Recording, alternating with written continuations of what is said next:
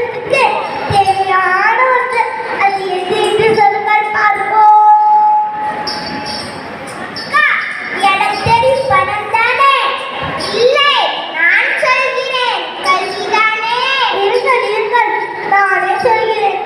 மனிதர்களுக்கு முக்கியமானது காலமும் நேரமும் தான். எவ்வளவு முக்கியம் என்பதை ஒரு சிறுகதை மூலம் கூறப்போகிறேன். சொல்லுங்க அக்கா, சொல்லுங்க. கமலா, பொன்னி இருவரும் 3ஆம் வகுப்பு படிக்கின்றனர். இருவரும் பெரிய நண்பர்கள், நன்றாக படிப்பார்கள். இருவரும் ஒரு நாள் ஆசிரியர் குழுவை பற்றி பேசிக் கொண்டிருக்கின்றனர். கமலா, ஆசிரியர் கூறிய திருவள்ளுவர் குறித்து பட்டை போட்டி நடக்கிறார். நீ காடுகள்ல போயிடாயா?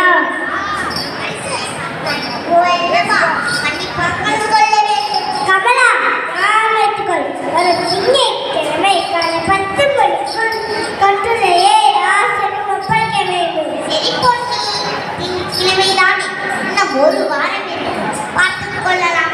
கமலா, இது வெள்ளிக்கிழமை அல்லவா? அதெல்லாம் நான் கட்டுரையை ஆசிரியர் ஒப்படைத்தேன். நீ கொடுத்து விட்டாயா? பொன்னி, எப்பொழுதும் அவசியம் அடிக்கடி பெற்று விட்டேன். இன்னும் 2 நாட்களுக்கு அல்லவா நான் எழுதி முடித்து விடுவேன். அக்கா, அதற்குள்ளாவா பொன்னிக்கண்ணே எழுதிவிட்டா? பரவாயில்லை, கதை தான் மகிழ்ச்சியலே. சரி, இதையில் பேசாதே. கதை கவனி. எனக்கு கதை சொல்லும் போது இடையில் யாராவது பேசினால் பிடிக்காது. சரிக்கா, பேசல. நீ கதை சொல்லவில்லை. கமலா, சனி மற்றும் ஞாயிற்றுக்கிழமையில் கட்டுரை எழுத மறந்துவிட்டார். திங்கட்கிழமை காலையில்